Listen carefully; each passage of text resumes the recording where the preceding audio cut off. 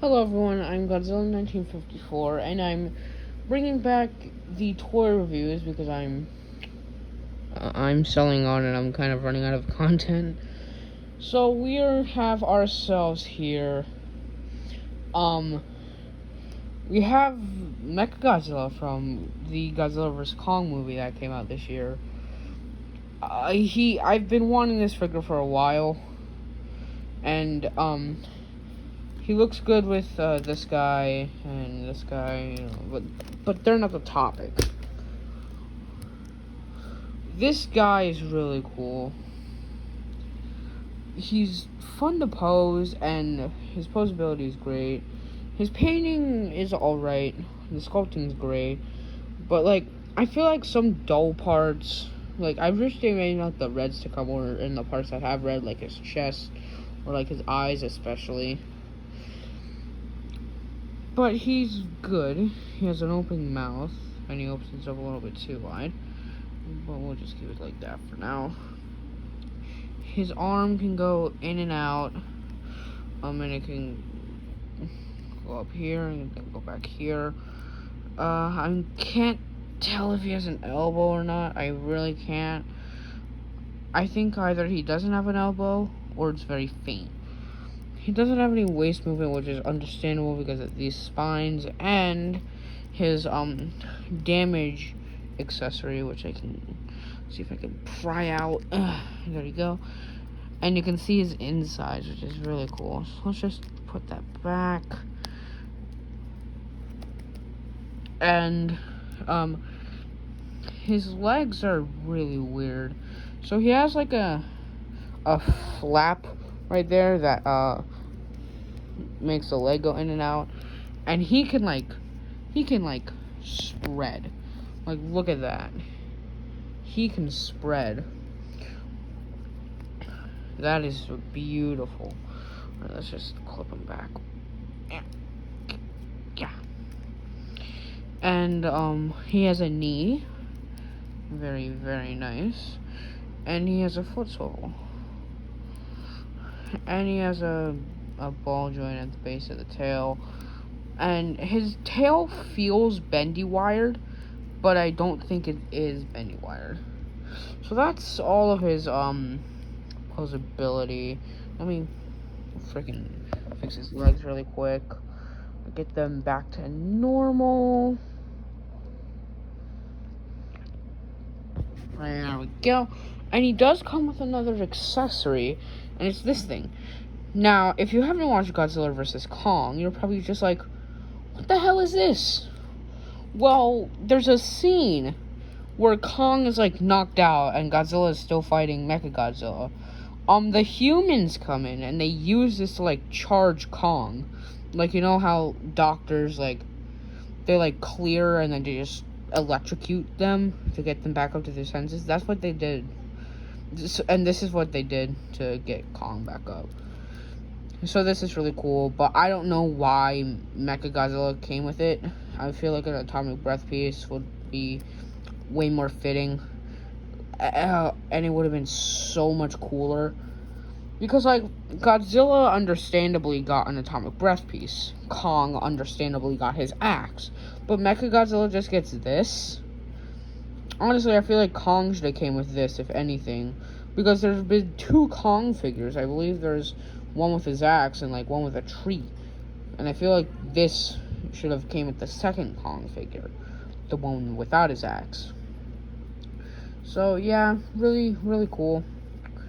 And you can actually maybe possibly reenact that final shot or the final fight in the movie.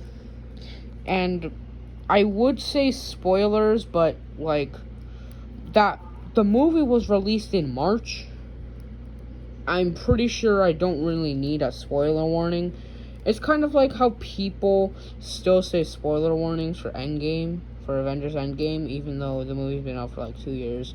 Yes, some people still have spoiler warnings. Some people still get mad about Endgame spoilers in 2021, which is kind of stupid. So yeah, this guy's nice.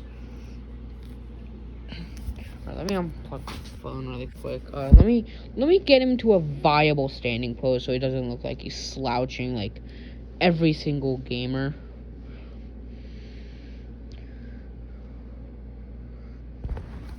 Alright, there he is. Here's him next to Zilla. Okay. There is one defect about him, is that he is not very sturdy. Like, his legs are very loose, and his foot swivel also can get very loose sometimes, which makes him standing up, which makes him trying to get to stand a little bit of a pain, but it works out. And this is actually a really accurate height to the movie, because Mechagodzilla in that movie is said to be about 140 meters tall, making him actually the biggest Mechagodzilla ever. Not counting Mechagodzilla City from the anime, because that's not really a physical Mechagodzilla, more like a whole city with Mechagodzilla controlling it. So yeah, this Mechagodzilla is actually the biggest Mechagodzilla. And also here's him next to Kong. Let me move this guy, this big dragon, over here just so Kong can stand, because he's not very good at standing. No, yeah, I also got this guy from a fair, and he's really cool. Let me give... I feel like, yeah, Mechagodzilla can also hold this guy in his hand, which let me get in a second. Get in there. Yeah, I can, like, hold it, which is really cool. Let me open your mouth, just to make this look cool. And there you have it. These are the main three, Godzilla vs. Kong figures. The Skullcrawler and the Wombat aren't really considered to be like a plausible figure, since they literally only appeared in one shot, both of them. Skullcrawler appearing only once to just get destroyed, to just get like murked by Mechagodzilla, and the Wombat's just to get his literal skull cracked open by Kong, and then he literally eats his insides of his head, which was freaking incredible, and was freaking dope by Kong's part. So that's really it about this review.